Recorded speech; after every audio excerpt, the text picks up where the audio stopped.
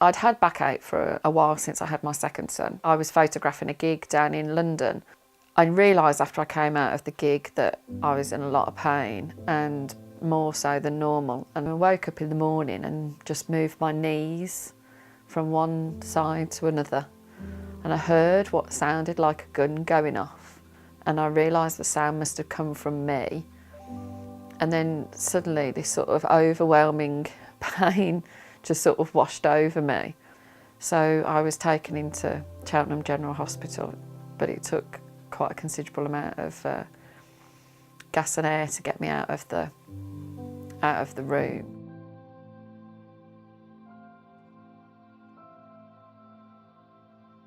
They came to see me in a room in the morning and asked if I could walk.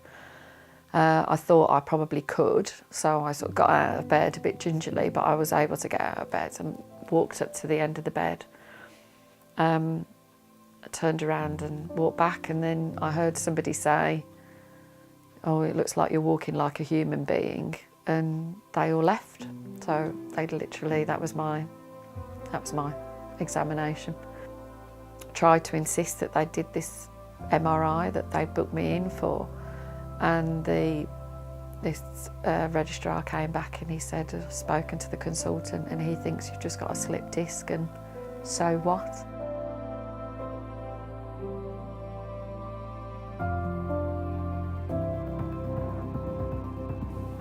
At the time, cauda equina wasn't considered as a spinal injury.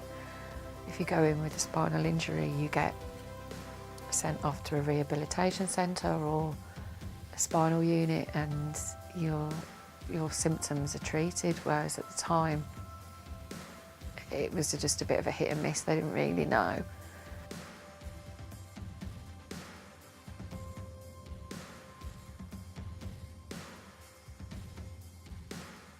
I came out after 2 weeks.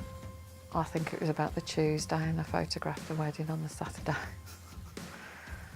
And then it sort of dawned on me, the big crashing thud, that, oh, I can't just snap back. This is going to be tough.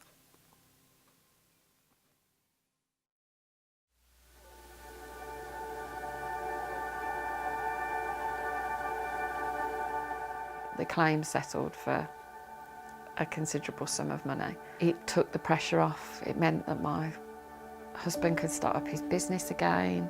We didn't have to worry about how we were going to afford that week's shopping, because I'd been there.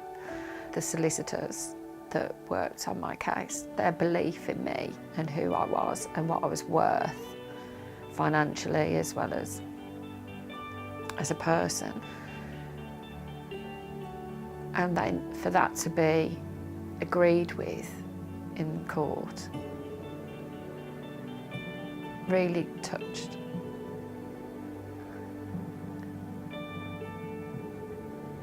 I started for the first time to feel something resembling the confidence and the person I was before this happened.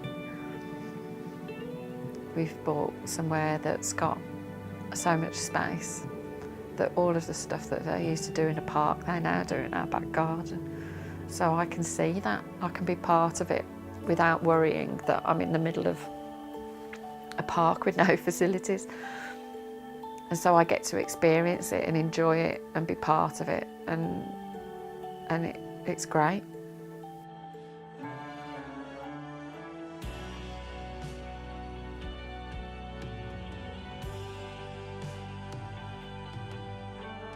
After the claim is settled, I was asked to go and talk for AvMA at the anniversary dinner, and spoke to a few people there and realised what it was that you did, and I was really lucky that I'd got the right type of advice right from the beginning. But I could imagine it would be so easy for people to either just go unheard or to not know who to speak to whoever chooses to go down this route needs to be matched up with the right team to handle it.